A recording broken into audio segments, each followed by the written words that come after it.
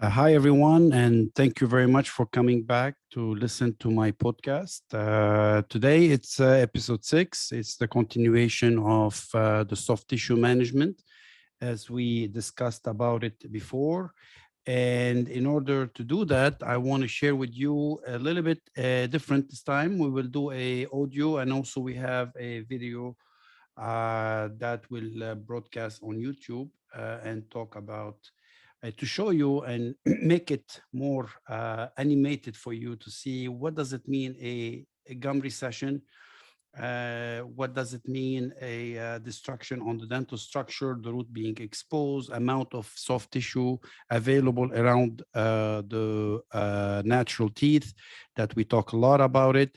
And keep in mind, we are not talking about aesthetics here. We are talking about function because there's a difference between aesthetic and function. And without any further ado, let's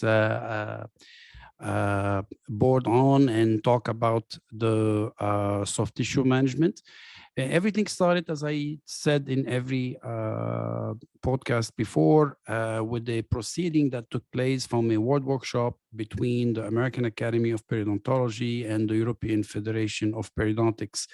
And with that, that was the first time they had this world collaboration, and they came out with a new diagnosis. We talked about it in length before, and now we're going to talk about the particulars of the soft tissue. And in it, in the periodontal diseases, they defined that there is other condition affecting the periodontium, and that is the mucogingival deformity and conditions.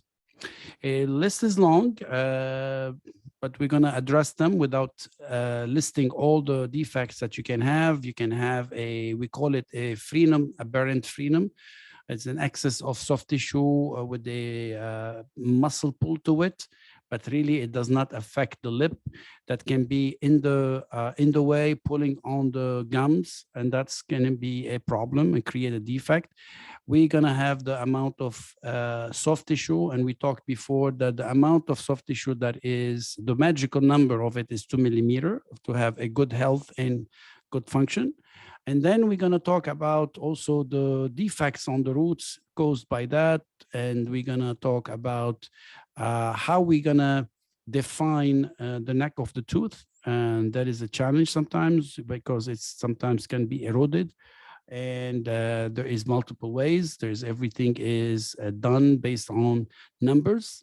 And then we're going to see what are the outcomes that we can expect from a good periodontist that knows how to do the soft tissue management, because there's a lot of techniques out there, and I am not gonna get that the way I do it better than the others. I have as I said last time, this past Friday, I already been 25 years as a periodontist and academician on top of it, and I wrote a lot of papers. This is something that I enjoy a lot, the soft tissue, and I've made my own way of doing it because it's based on predictability. It's my first concern, and second, it is the long term that is extremely important for me. And I base everything on biology and on foundation. With that, let me move forward, and we define the periodontal phenotype, and that's something we talked about in length before. But what does it mean? Why is it relevant? Because the periodontal phenotype, it can affect every discipline in dentistry. It can affect the restorative, it can affect the orthodontics, meaning movement of the teeth, it can affect the implant placement. And so it is really an umbrella that everything falls underneath it. You move your teeth when you don't have good tissue or good bone on the outside, you're going to have recessions. You make veneers with a very thin phenotype, and you're going to have recessions, and so on and so forth. So all of these things are important for the dentist and for the backup support, the periodontist, to guide them to avoid these problems. So when we talk about the phenotype, there is things that we look for. Amount of gums, the pink gum that we have on the neck of the teeth, and we look for the gingival thickness, and we look at the bone morphotype, meaning do we have bone on the outside of the root? So that's very important. So let's say take orthodontics. If you don't have, and watch my arrow here, if you don't have enough bone here, or very thin, and you move the tooth into it, guess what? That bone is going to resorb. If that bone is very thin, that means the soft tissue is very thin. So if the bone resorbs, guess what? The soft tissue is nothing other than the dress that covers the bone. The skin is the same thing like the gingiva, like the gums. It is the cover for the bone. So the moment every action has a reaction, and that's why an orthodontist, today they take a CBCT and they know exactly if they have bone or not. So that's why they have to fall back on the periodontist to help them. You know, with the same thing with the prosthodontist or dentist who want to do veneers or aesthetics. If they have very thin tissue, that means they have a very bone and they pack the cords, they can relieve to a recession. So having said that, now that we define the phenotype, we can take a young fellow like this gentleman here, and we can look at the problems. So we have a gingival recession, and we're going to get into more details about that. But these nicks that you see on the neck of the teeth, now we don't get them into the details of erosion, abfraction, all of these terms that we used to use in dentistry. We call them a non-carrier cervical lesion, and by short, NCCL. So there is a room here to put a dentistry restorative, and there is a room for the soft tissue. And that's why I picked this case, because it has two places. Instead of packing composite or the restoration on the roots, which is a criminal for the roots, criminal for the teeth, I urge everybody who's listening to me, is it a patient or a dentist, do not be the first to put or the first treatment that comes to your mind is to put a composite. It's the easiest way, it's a quick money, but the long term is disastrous. So in the contrary, there is a place, because if you look at here at the molar, you know, this is a crown related, that's a root related. So after the gingiva, and you will see how it happens, you're still going to have a restoration on it. So if we look now and we defined, this is the mucogingival line. This is where the demarcation line between this good pink tissue, that's what we want, and the movable one that comes from the lips. So here we have a destruction on the neck. So we look at the norms, you know, from the central to the canine. We determine the CEJ, or the neck of the tooth, that curve, that's called the CEJ. And by norms of aesthetic, the lateral, it's 1 millimeter more down, more coronal. And then with that, also, we know that the premolars and the molars are 1 millimeter from the canine.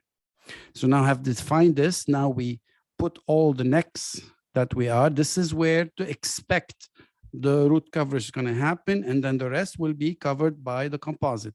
Secondly, this is now we can know this is the recession, because the recession is from the neck of the tooth. And now we look at the amount of keratinized tissue, or the amount of that pink tissue. We measure all of these along with the probing. And when we look at the probing and then we do all of this together, then we can start saying, okay, how can we treat this? And this is the amount of recessions that we have and what it takes to do it. So on and so forth. And with that, as I mentioned before, I'm going to re-mention it again. There is a room always to do a restoration, but do not start the treatment with the restoration. Do not put composite on the root. In the contrary, it has to be where it belongs, on the crown. So take this case, this is, look at it, you see the prominent roots, and you can see the amount of recession, lack of soft tissue. And this is actually, unfortunately, after an orthodontic or orthodontic movement. So we collect all the data, we put them in the periodontal chart. This is so important, and I urge the patients, if you're listening, so when you go to your dentist, you make sure that they are doing the charting. If you go to periodontist, you make sure that they are doing the charting, even if you come for an implant consultation. This is a very important thing. The patient needs to be charted, because this is their roadmap in life, and it has to be done. And it has to be reviewed every year and compared. And that's how we can know if they are stable or if they have disease, or so on and so forth. Here you can see the red dots. This is what we call them, the bleeding upon probing. And you can see the pocket depth here, and then the recession, and then automatically it calculates the attachment level. And this is the amount of keratinized tissue. So This is a good example of a patient that has very minimum soft tissue. You add to them the plaque, as you can see, that it calcified, became calculus, and it led to more recession and inability to keep it clean. So it's also not only aesthetic, it's function and health. So having said that, let's take this case. Claire came to me, referred by a very wonderful prosthodontist. And this is the result. This is 6 years later. Now she moved to North Carolina, but nevertheless, this is what we were able to achieve for her.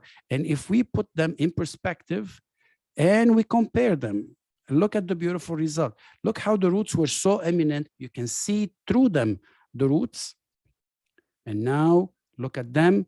They are thick and they have a good support and good coverage of soft tissue that will last forever.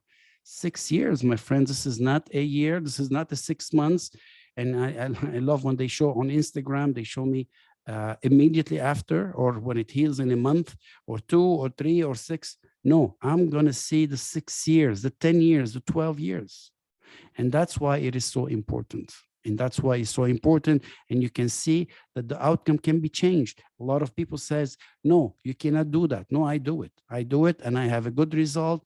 And I treat it my way. I use also bone to support my soft tissue. You can look at my publications if you're a dentist. If you're a patient also, you can find them. And I'm more than happy to consult with you and tell you what I can do for you.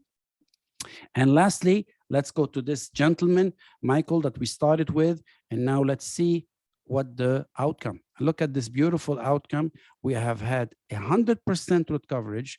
And I didn't know if you noticed, he had also a recession on the side of the tooth. Now it's completely covered.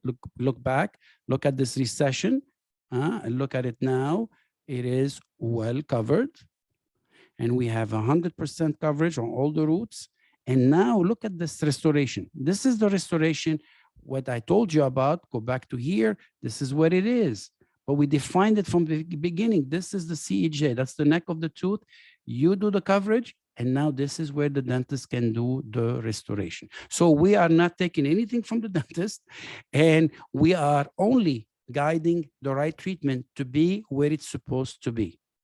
Not to start by the wrong way. Because the more you put restoration and you remove them, they're going to fail and they're going to pop up. That's inevitable. When the more they pop up, you have to drill more to get more retention, and you are going deeper into a root that is going to be decayed or lead to a more risks of sensitivity and root canal. So with that, if we look back at Michael, this is again a great result for 2 years. And I coming close to finish the session, the episode. As I told you, I'm going to keep them on time.